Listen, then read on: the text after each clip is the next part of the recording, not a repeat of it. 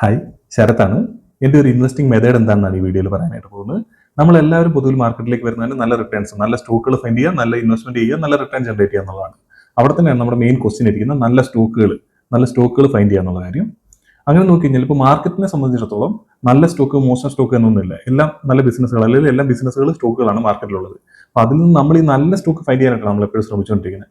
അവിടെയാണ് നമുക്ക് മെയിൻ ആയിട്ടുള്ള മിസ്റ്റേക്ക് പറ്റിക്കൊണ്ടിരിക്കുന്നത്. പൊതുവിൽ എല്ലാവരും നല്ല സ്റ്റോക്ക് ഫൈൻഡ് ചെയ്യാനായിട്ട് നടന്നിട്ട് നമുക്ക് സ്റ്റോക്കുകളെ ട്രാക്ക് ചെയ്യാനുള്ള സമയം കിട്ടില്ല. നമ്മൾ നല്ല സ്റ്റോക്ക് ഏതാന്ന് നോക്കി വരും. നമ്മൾ ആ നല്ല സ്റ്റോക്ക് ഏതാന്ന് ഐഡന്റിഫൈ ചെയ്യുന്ന സമയത്ത് ആ സ്റ്റോക്കിൽ നല്ല റിട്ടേണോ, അല്ലെങ്കിൽ അത് ഓൾറെഡി അത് പെർഫോമൻസ് എല്ലാം കഴിഞ്ഞ് ഇപ്പോൾ അതിന്റെ ഒരു പീക്കിൽ ഇരിക്കുന്ന സമയത്തായിരിക്കും നമ്മൾ നല്ല സ്റ്റോക്ക് എന്ന് പറഞ്ഞ് ഈ സ്റ്റോക്കിനെ ഐഡന്റിഫൈ ചെയ്യുന്നത്. അവിടെ പറ്റുന്ന മിസ്റ്റേക്ക് എന്താണെന്ന് വെച്ചാൽ, നമ്മൾ ഈ സ്റ്റോക്കുകളെ പ്രോപ്പറായിട്ട് ട്രാക്ക് ചെയ്തിരുന്നതുകൊണ്ട് തന്നെ ഈ സ്റ്റോക്കിന്റെ പൊട്ടൻഷ്യൽ അറിയുന്ന ആൾക്കാർ ഇതിനെ നേരത്തെ തന്നെ ഇതിനെ ബൈ ചെയ്തിട്ടുണ്ടാവും. നമ്മൾ നന്നായതിനു ശേഷം, അല്ലെങ്കിൽ നമ്മൾ ഇതിന്റെ പെർഫോമൻസ് കണ്ടതിന് ശേഷം ഇൻവെസ്റ്റ് ചെയ്യാണ്ട് വെയിറ്റ് ചെയ്യുന്നതുകൊണ്ടാണ് ഈ പ്രശ്നം വരുന്നത്. അതുകൊണ്ട് തന്നെയാണ് എപ്പോഴും ഫോർവേഡ് ഗൈഡൻസ്, അതായത് മുന്നിലേക്ക് നമ്മൾ നോക്കണം, സ്റ്റോക്കിന്റെ മുന്നിലേക്കുള്ള പൊട്ടൻഷ്യൽ നോക്കി ഇൻവെസ്റ്റ് ചെയ്യണമെന്ന് പറയുന്നത്. അപ്പോൾ നമ്മൾ നല്ല പൊട്ടൻഷ്യൽ ഉള്ള സ്റ്റോക്കുകളെ ഫൈൻഡ് ചെയ്യാനായിട്ട് ബേസിക് ആയിട്ട് ചെയ്യേണ്ട കാര്യങ്ങൾ എന്താണെന്ന് വെച്ചാൽ, ഒന്ന് ആദ്യം ചെയ്യേണ്ട കാര്യം ബിസിനസ് പഠിക്കുക എന്നുള്ളതാണ്. ആ ബിസിനസ്സിനെ മനസ്സിലാക്കാതെ നമുക്ക് ഒരു രീതിയിലും ആ സ്റ്റോക്കിനെ ഫോളോ ചെയ്യാനോ ട്രാക്ക് ചെയ്യാനോ, അല്ലെങ്കിൽ അവിടെ നടക്കുന്ന കാര്യങ്ങളോ ഒന്നും നമുക്ക് മനസ്സിലാക്കാൻ പറ്റില്ല. അപ്പോൾ എല്ലാവരും എനിക്കറിയാം, ഞാനും ആദ്യം ഇൻവെസ്റ്റ് ചെയ്തുകൊണ്ട സമയത്ത് നമ്മൾ ബേസിക് ആയിട്ട് അവിടെ ഇവിടെ കേൾക്കുന്ന വെച്ചിട്ട് നമ്മളൊരു അണ്ടർസ്റ്റാൻഡിംഗ് ഉണ്ടാക്കാനാണ് ശ്രമിക്കുന്നത്. അല്ലാതെ നമ്മൾ സ്വന്തമായിട്ട് ഈ സ്റ്റോക്കിനെ കൃത്യമായിട്ട് വായിച്ച് നോക്കുക, അല്ലെങ്കിൽ അതിന്റെ ആനുവൽ റിപ്പോർട്ട് നോക്കുക, അല്ലെങ്കിൽ അവരുടെ ഇൻവെസ്റ്റർ പ്രസന്റേഷൻ നോക്കുക. അങ്ങനെ അവരെ പറ്റിയിട്ട് കൃത്യമായിട്ട് കമ്പനിയുടെ, അതായത് സോഴ്സിൽ നിന്നിട്ട് നമ്മൾ പഠിക്കാൻ ശ്രമിക്കുന്നില്ല. നമ്മൾ തേർഡ് പാർട്ടി ആൾക്കാരെയാണ് എപ്പോഴും ഡിപ്പെൻഡ് ചെയ്യുന്നത്. ഞാനത് എപ്പോഴും പറയുന്ന കാര്യമാണ്. നമ്മൾ കൃത്യമായിട്ട് ബിസിനസിനെ പറ്റിയിട്ടുള്ള കാര്യങ്ങൾ ഡയറക്റ്റ് ആയിട്ട് നമ്മൾ മനസ്സിലാക്കുന്നതായിരിക്കും എപ്പോഴും നമുക്ക് നല്ലത്. അങ്ങനെ നോക്കിയാൽ ഞാൻ ആദ്യം ഈ കമ്പനിയെ പറ്റി പഠിക്കും. അത് പഠിക്കുന്ന സമയത്ത് എന്താ സംഭവിക്കുന്നത് വെച്ചാൽ, നമുക്ക് മൊത്തത്തിൽ ആ കമ്പനിയുടെ ബിസിനസ്, അവരെന്താ ചെയ്യുന്നത്, അല്ലെങ്കിൽ സർവീസ് ആണോ, പ്രൊഡക്ഷൻ ആണെങ്കിൽ മാനുഫാക്ചറിംഗ് ഫെസിലിറ്റീസ് ഉണ്ടോ, അത് എക്സ്പാൻഡ് ചെയ്യുന്നുണ്ടോ, എന്തൊക്കെ പ്രോഡക്റ്റ് ആണ് അവർക്കുള്ളത്, അതിന് മാർജിൻസ് ഉള്ളതാണോ, അതിലൊക്കെ ഇംപ്രൂവ് ചെയ്യുവാണോ, ഇപ്പോൾ അവർ ഇന്ത്യയിലാണോ, ഡൊമസ്റ്റിക് ആണോ, എക്സ്പോർട്ട് ആണോ കൂടുതൽ ചെയ്യുന്നത്, അല്ലെങ്കിൽ സർവീസ് ആണെങ്കിൽ അവർ എന്തൊക്കെ സർവീസ് ആണ് ചെയ്യുന്നത്. ആ രീതിയിൽ മൊത്തത്തിൽ നമ്മൾ ആ ബിസിനസിനെ ആദ്യം പഠിക്കും. അതിനുശേഷം ചെയ്യുന്നത് എന്താണെന്ന് വെച്ചാൽ, അവരുടെ റിസൾട്ട് വരുമ്പോൾ നമ്മൾ ആ റിസൾട്ടിനെ കൃത്യമായിട്ട് ഫോളോ ചെയ്യും. അപ്പോൾ ആ റിസൾട്ട് ഇനിയിപ്പോൾ നമ്മൾ കമ്പനി അറിയാവുന്നതുകൊണ്ട്, അല്ലെങ്കിൽ ആ ബിസിനസ് അറിയാവുന്നതുകൊണ്ട് തന്നെ ഇവരുടെ റിസൾട്ട് നോക്കാൻ നമുക്ക് കുറച്ചുകൂടി ഈസി ആയിരിക്കും. നമ്മളെ സംബന്ധിച്ചിടത്തോളം കുറച്ചുകൂടി സിമ്പിൾ ആയിട്ട് നമുക്ക് ആ ബിസിനസ് മനസ്സിലാക്കി എടുക്കാനായിട്ട് പറ്റും. അതുകൊണ്ട് തന്നെ ഈ റവന്യൂവിൽ വരുന്ന ഇവരുടെ റവന്യൂ സ്പ്ലിറ്റ് ഒക്കെ, അതായത് ഇവർ ഓരോ പ്രൊഡക്റ്റിന് എവിടെ നിന്നാണ് റവന്യൂ വരുന്നത്, ഇങ്ങനത്തെ കാര്യങ്ങളൊക്കെ നമുക്ക് റിസൾട്ട് നോക്കി മനസ്സിലാക്കണമെന്നുണ്ടെങ്കിൽ കമ്പനിയെ പറ്റി നമുക്ക് ആദ്യം അറിയണം. റിസൾട്ട് നോക്കിയതിന് ശേഷം അവരുടെ ഇൻവെസ്റ്റർ പ്രസന്റേഷൻ ഉണ്ട്, PPT. അത് മിക്കവാറും കമ്പനികളെല്ലാം റിസൾട്ടിന്റെ കൂടെ തന്നെ പബ്ലിഷ് ചെയ്യുന്ന ഒരു ഡോക്യുമെന്റ് ആണ്.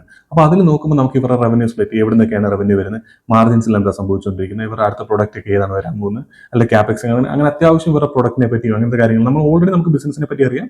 അത് കഴിഞ്ഞിട്ട് ഇവരുടെ സെയിൽസിന്റെ ഫിഗേഴ്സിനെ നമ്മൾ കാണും. നമ്മൾ കഴിഞ്ഞ ക്വാർട്ടറിലൊക്കെ നമുക്ക് അറിയായിരിക്കും. ഒരു 3-4 ക്വാർട്ടറായിട്ട് നമ്മൾ ട്രാക്ക് ചെയ്തുകൊണ്ടിരിക്കുന്ന കമ്പനിയാണെങ്കിൽ കഴിഞ്ഞ ക്വാർട്ടറിലൊക്കെ എന്താ പെർഫോമൻസ് അറിയാം, അല്ലെങ്കിൽ നമ്മൾ ഇപ്പോൾ ട്രാക്ക് ചെയ്യാൻ തുടങ്ങിയാണെങ്കിലും നമുക്ക് കഴിഞ്ഞ ക്വാർട്ടറിലൊക്കെ എന്താ നടന്നതെന്ന് നമുക്ക് അറിയാൻ പറ്റുമല്ലോ ബേസിക്കായിട്ട്.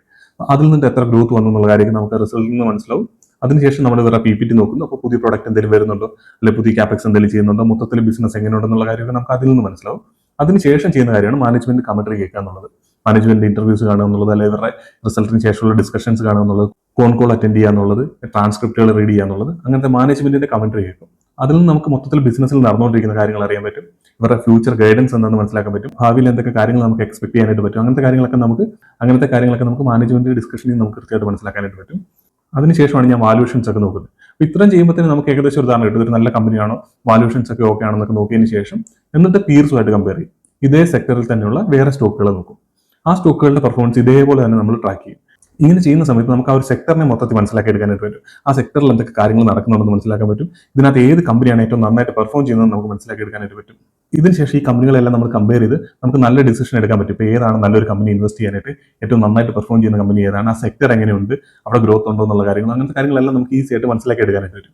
ഇതിനൊക്കെ നമുക്ക് ആദ്യം ഈ കമ്പനിയെ സെലക്ട് ചെയ്യുന്നത് എങ്ങനെയാണെന്ന് വെച്ചാൽ, എനിക്ക് ഏറ്റവും ഫെമിലിയർ ആയിട്ടുള്ള, അല്ലെങ്കിൽ ഏറ്റവും പെട്ടെന്ന് മനസ്സിലാക്കാൻ പറ്റും, നമുക്ക് റീഡ് ചെയ്താൽ നമുക്ക് ഈസി ആയിട്ട് റീഡ് ചെയ്യാൻ പറ്റണം, നമുക്കത് മനസ്സിലാക്കി എടുക്കാനും പറ്റുന്ന ബിസിനസ്, അങ്ങനത്തെ ബിസിനസ്സിനെയാണ് ഞാൻ ആദ്യം സെലക്ട് ചെയ്യുന്നത്. ഈ മെത്തേഡ് ഒന്നും മൊത്തത്തിൽ ഞാൻ പുതിയതായിട്ട് ഇംപ്ലിമെന്റ് ചെയ്തുകൊണ്ട് വരുന്നില്ല. പൊതുവിൽ നല്ല രീതിയിൽ ഇൻവെസ്റ്റ് ചെയ്യുന്ന ആൾക്കാരല്ല, ആക്റ്റീവായിട്ട് ഇൻവെസ്റ്റ് ചെയ്യുന്ന ആൾക്കാരെല്ലാം മെയിനായിട്ട് ഫോളോ ചെയ്യുന്ന ഒരു രീതിയാണിത്. അപ്പോൾ നമുക്ക് മനസ്സിലാവുന്ന സ്റ്റോക്കുകൾ നമ്മൾ ആദ്യം സെലക്ട് ചെയ്യുക. അതിനുശേഷം അതിനെ കൃത്യമായിട്ട് ബിസിനസ് പഠിക്കുക, റിസൾട്ട് വരുമ്പോൾ ട്രാക്ക് ചെയ്യുക, അവരുടെ PPTകൾ, അല്ലെങ്കിൽ മാനേജ്മെന്റിന്റെ സൈഡിൽ നിന്ന് എന്തൊക്കെ കാര്യങ്ങളാണ് വരുന്നത്, NSEയിലേക്ക് കൊടുക്കുന്ന അപ്ഡേറ്റുകൾ കൃത്യമായിട്ട് നോക്കുക.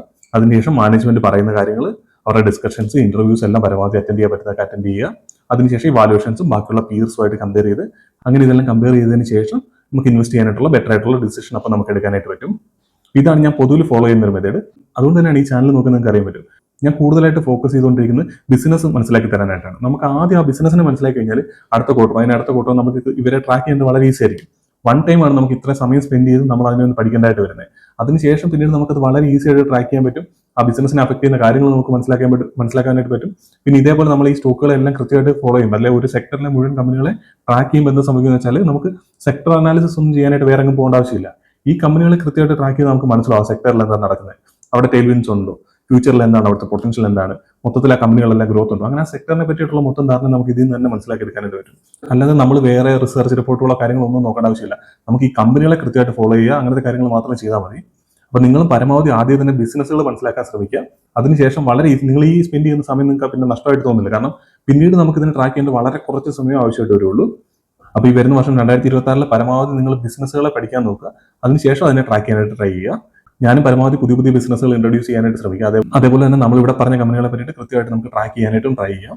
പിന്നെ ഇന്നലെ നമ്മൾ ചെയ്ത വീഡിയോയുടെ സെക്കൻഡ് പാർട്ട് നമുക്ക് നാളെ തന്നെ ചെയ്യാം. മൾട്ടിബാഗർ പൊട്ടൻഷ്യൽ ആയിട്ടുള്ള 6 കമ്പനികളും കൂടെ അവരുടെ ബിസിനസ് അനാലിസിസ് നമുക്ക് അതിന് ശേഷം, ആ വീഡിയോയ്ക്ക് ശേഷം അടുത്തൊരു 1-2 ആഴ്ചയ്ക്കുള്ളിൽ തന്നെ നമുക്ക് പരമാവധി ആ 6 കമ്പനികളുടെ ബിസിനസ് അനാലിസിസ് ചെയ്യാം. നമുക്ക് എന്തായാലും അടുത്തൊരു വീഡിയോയിൽ കാണാം.